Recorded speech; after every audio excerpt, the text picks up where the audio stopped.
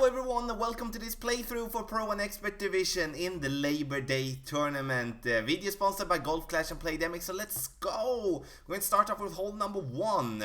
As you can see here, I'm trying to decide for myself if I'm going to play left side, right side or in the middle. But with the headwind here, I do decide to play right side because I do believe that with headwind, even if we do have an Apocalypse level 5, we will do best in playing right side, even though that is in general a tougher drive than left side. You can see me here playing with as much curl as possible and with almost max overpower. It's like that is almost. The thing that we do want here is that we want our ball together with the side spin and curl to be pushed as far as possible down to the right side. If you're not having the curl on your club, then you need to play on the left side.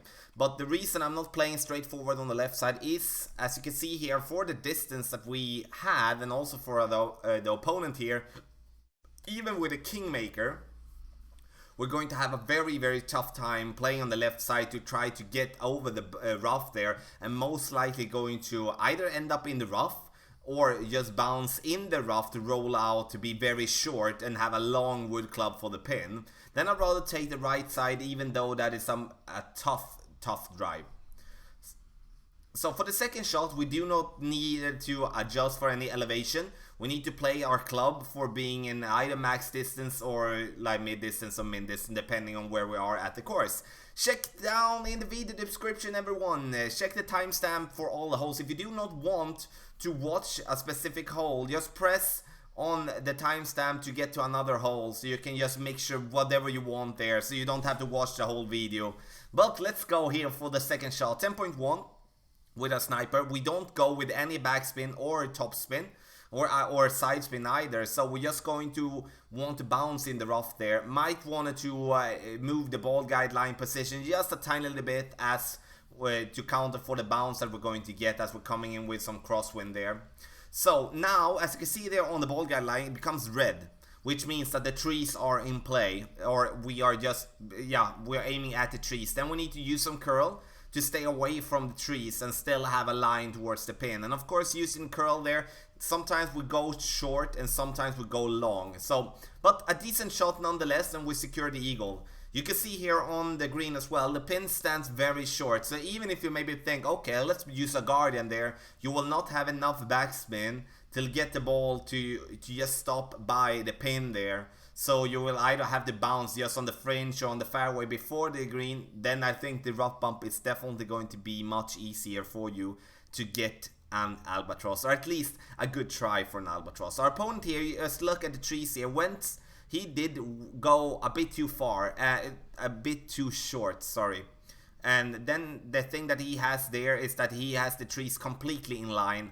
I would never try to just play in between the trees here. So just a slightly misread of the wind, then you're going to hit the trees and have a problem. But now he makes a very good shot, and that was hole number 1, everyone. A Milano, and you can practice that one on tour number 9, the 6-star hotel.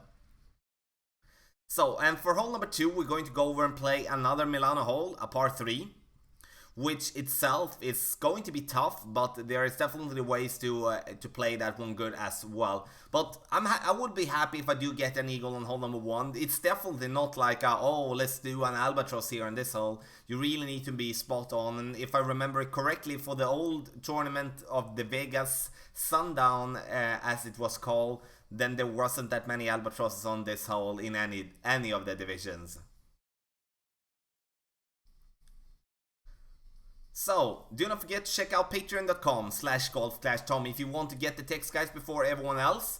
Or you maybe want to sign up for a training session with me that you can do there through the packages we do have there. Also check out our store, our merchandise store that has opened as well. You check down link in video description. So, okay, now we're going to play with the sniper here. We're going to go max backspin and as much side spin as possible to the right. We want to aim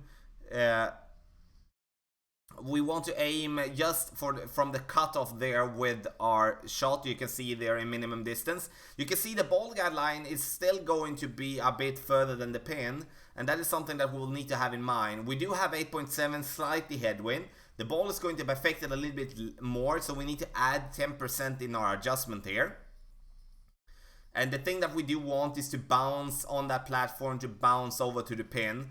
The thing that we do here is that we do come in too hot, and we either have to adjust it a little bit less, so we do, as you can see on the bounce, we do over adjust it just a tiny little bit, or we need to go with a guardian with more backspin. The thing that I will do if we do get a win for it in the tournament is that I will go for the rough bump.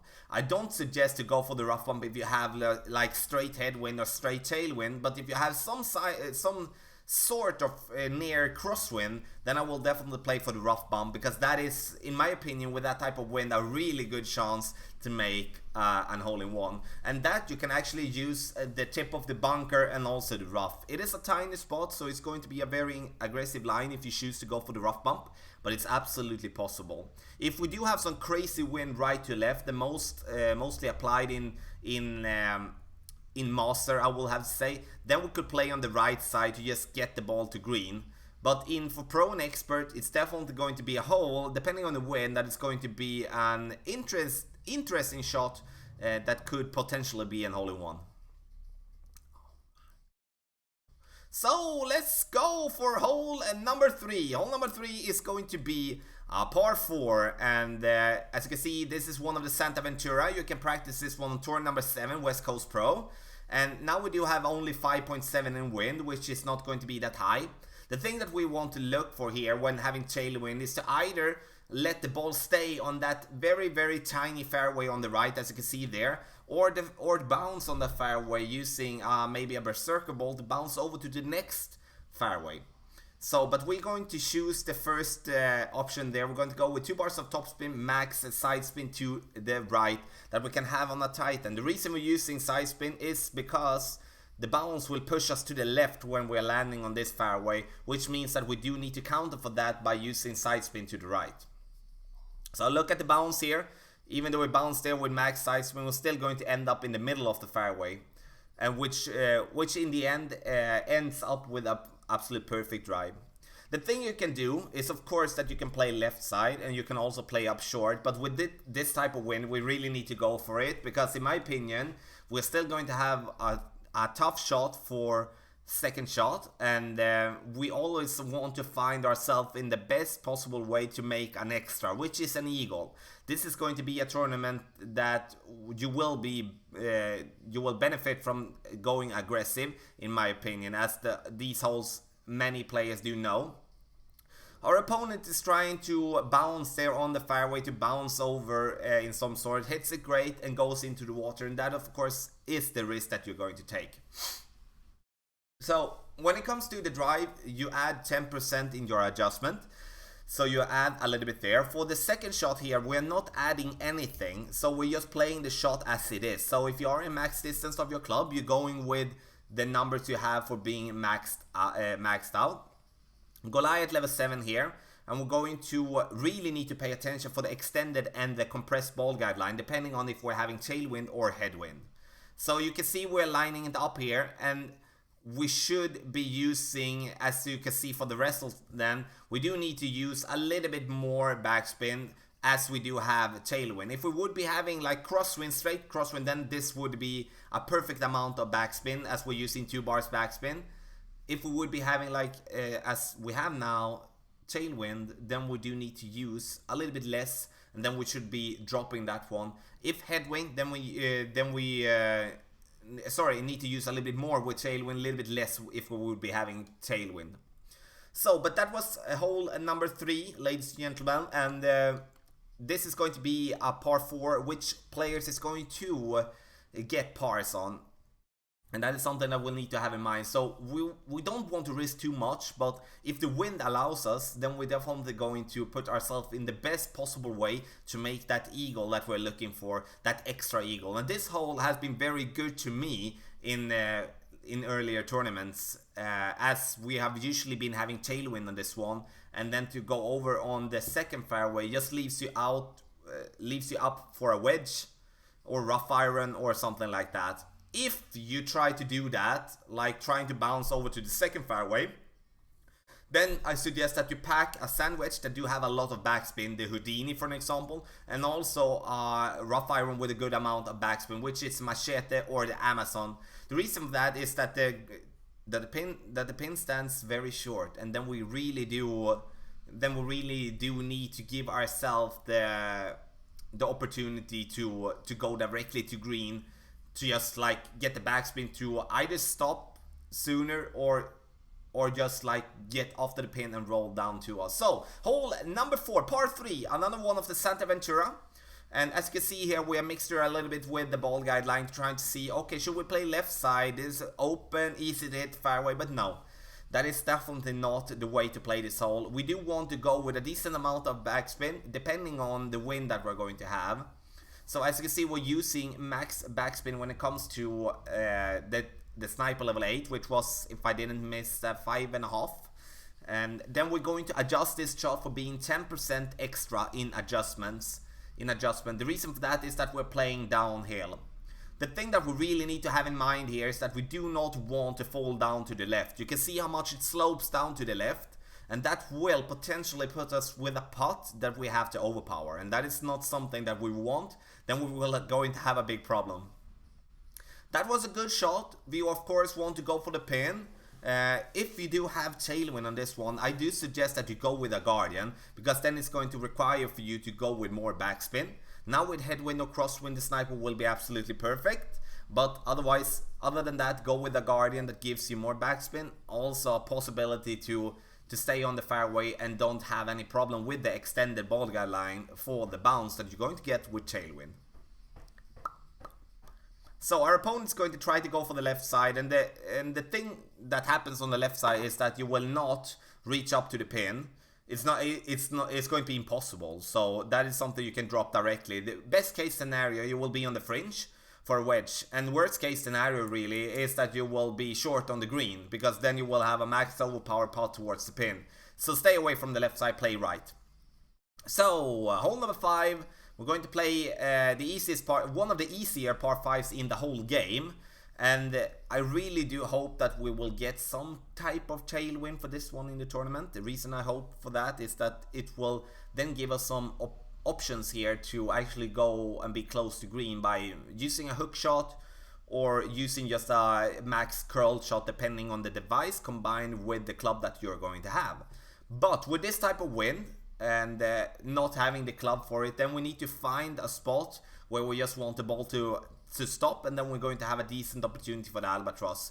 And that is what we're going to do here. We're going to go up to this little like, I don't know how to call how to pronounce, say in English, but you can see we do want to be on this little tiny hole just beside the bunker.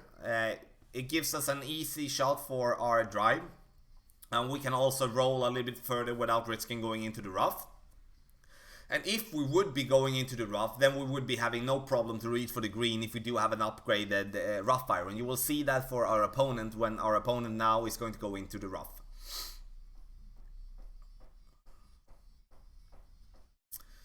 So, and the thing here for this par 5, if we can't go for a full blast drive and not having the wind for it, then we at least need to find ourselves on a spot where we can go for the albatross. It's definitely possible to go for an albatross on this hole, and something that we will see some players do.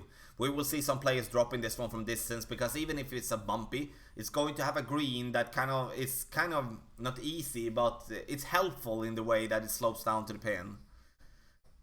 So 9 miles per hour. This shot, you're not going to add or subtract anything in your adjustment. You're just going to play it as it is.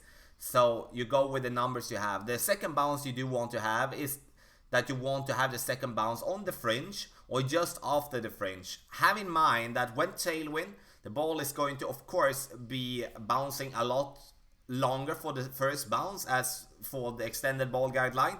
That's the same when it comes to headwind, which is going to be compressed and it's going to bounce less. So have that in mind when you play. Now we do over adjust this one big time and go way to the right, and that is something that we need to, of course, be better at when it comes in the tournament. We can't be missing that well.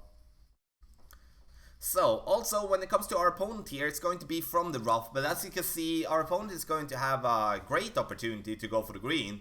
No problem whatsoever to reach from this distance.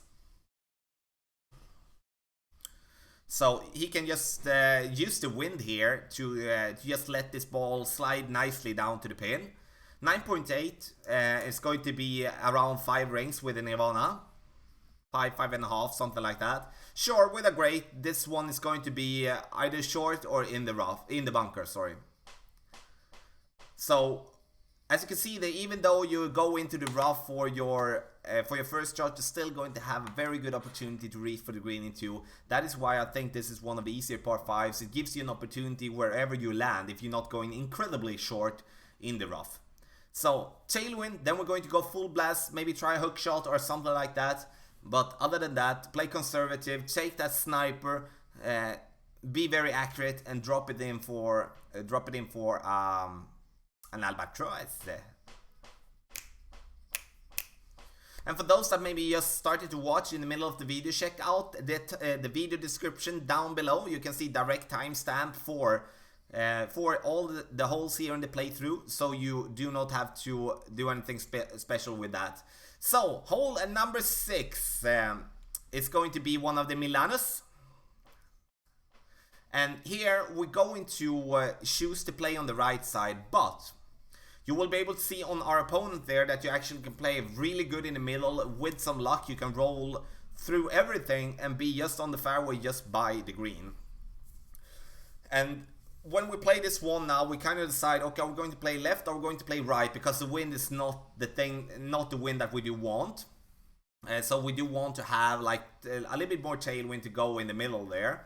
So now from this distance, we're not going to add or subtract anything for our drive. We're just going to play it as it is. So no elevation changes here. We're going to bounce it over the rough here. Take away 1 bar topspin. Just look at my ball here, bouncing way too far and so close to the bunker. And the thing that you do want on this short par 4 is that you do want to find yourself for a really good opportunity for your second shot. There will be players that is going to be able to go directly towards the green if you do have the club for it. Check out the shot now from our opponent here with an Apocalypse level 2. He's getting a lot of luck, I will have to say, to get this one to roll through the rough and give you a very good a very short and very good wedge towards the pin.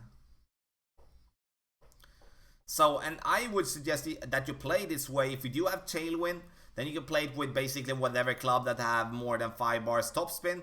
If you do have, like for an example, crosswind, you can play with a big topper and a berserker or an Apocalypse level 6, 7, or with a Thor's hammer 6 or 7 to get yourself close to the pin. Now our opponent, as I said, got very lucky to get that extra roll through the rough. Usually that topspin is not going to be enough, but that is something to have in mind. The reason I choose to play right side instead of the left side is because, as you can see here, we do have a more flat surface when it comes to our second shot than we do have from the left side. Then we have a more bumpy roll, and then of course we're going to choose to play where it's more flat.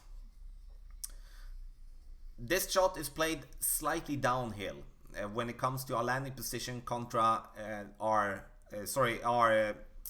position we are when taking shot to our landing position down there on the fairway. The ball is going to be affected a little bit more, so I would suggest you add 10% in your adjustment for that shot. So as you can see here, our opponent is going to be close to the pin here, and this is a wedge that you will love to have. You can just use the topspin you have on your rapier, or you do have an endbringer, skewer, whatever wedge you have, and get that eagle. So the wind decides a lot what is going to go down on this hole. And of course, if you do have an upgraded club when it comes to having more topspin, then you're going to have an advantage.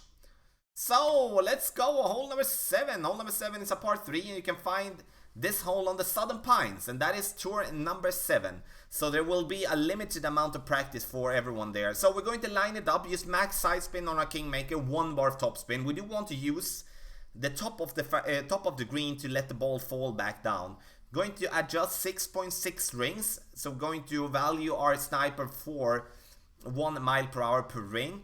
I do want to add 10% in my adjustment here, that is why I'm adjusting 6.6 rings, even though we are not going to be max distance when we are adjusting a shot. As you can see here, we're rolling up, they're coming in a little bit too much to the left, need to adjust the landing position or use a little bit more curl to the right.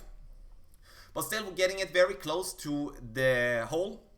And that is something that we will see many players be. We will see many players, especially those that have an experience of playing Tour 11. Those players will have no problem getting this one short, and in many cases get it to drop actually, especially if the wind are in our favor, which means tailwind, headwind, or some crosswind to the right. If I have a wind right to left, that is going to be tougher.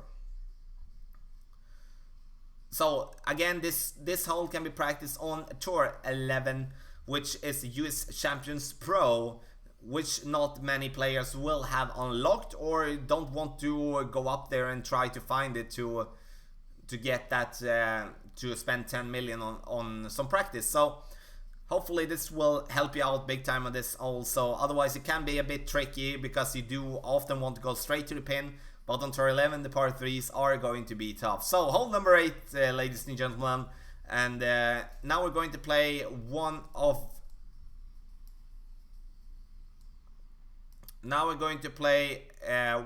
par 4 that is going to be very, very tricky here. And the reason I say this is going to be tricky is because we're going to have headwind. And this is going to be a very, very tough par 4. That is going to put ourselves in a situation where we do want to use a driver first and foremost with a good amount of top spin and length and power as well as stats. Then when it comes to the second shot, we do need a club with a lot of curl combined with backspin. So this course do rely on you having a bunch of stuff to play it in a really good way. If having tailwind, of course the course is going to be much easier, because then you can play either right or you can play left side.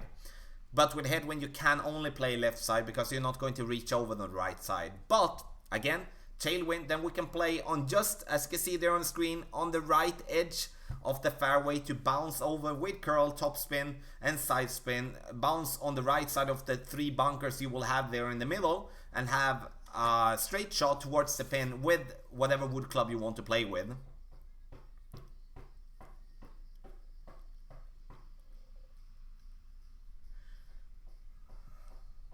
So our opponent makes the same shot as us, but takes a little bit closer route towards the rough there, and then it's going to be very tough to get this ball to roll past the bunker, because they're just on the edge there on the right. The fairway slopes down to the right, and it's going to put yourself in the bunker or in the rough if you take a close line. But that is basically mostly if you have crosswind or headwind. If you have tailwind, that is not going to be a problem for you. Now we're going to do a very crazy shot here. Max curl, max backspin, and also as much side spin to the left as possible. Important to have a club with a lot of curl. I would say the sniper works perfect in that situation, that we do want to go with a lot of curl. But you don't have to have a sniper level 10. But you will have to have a club with this amount of curl.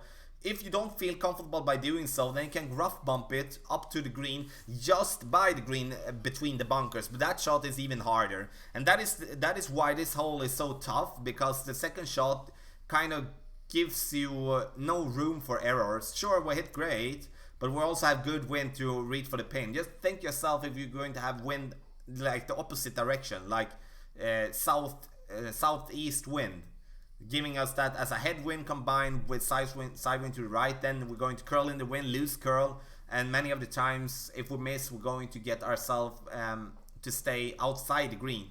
I would be very happy to get a birdie on hole number 8. Very happy to get a birdie on hole number 8 for Pro, Expert and Master. I wouldn't be sad if I missed the eagle, because this is not one of the holes where we should be taking one extra. We do have the other ones that we do have on earlier courses.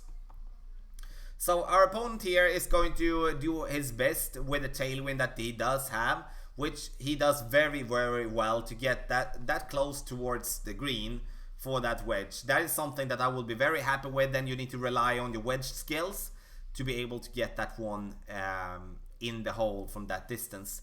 But in general, if you do get into the rough or into the bunker, you will not be able to reach for the pin into. So when it comes to the drive and when it comes to the second shot, you don't add anything when it comes to elevation. So I play this one as 0, if say I don't add 10% or subtract 10%. I play it as it is. So, and now when we have survived the hole number 8, then it's time to go to hole number 9.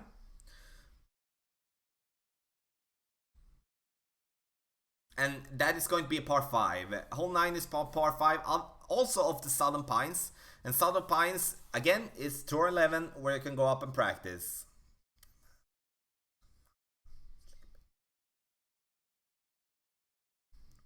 So he gets it in here. So let's go for hole number 9. Let's go. Hole number 9. Let's go.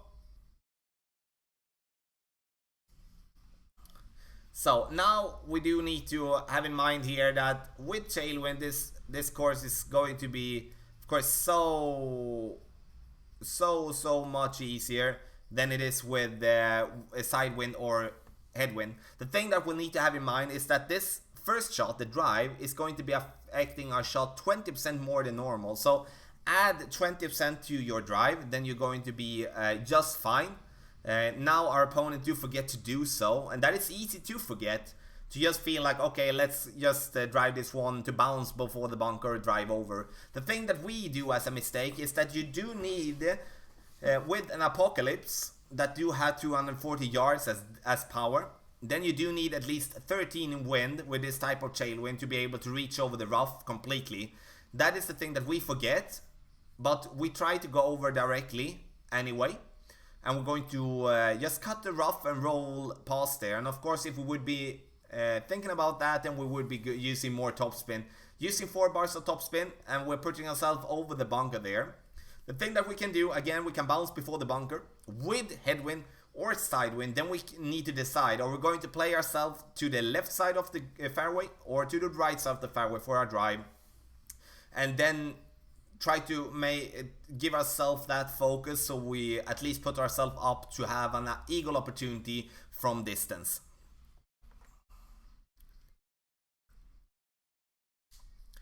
So now when being in the bunker, then the only thing that we can do is to try to get as close to that bunker there on top as possible, because from this distance there is no problem for you to reach for the green with whatever wood club you might have.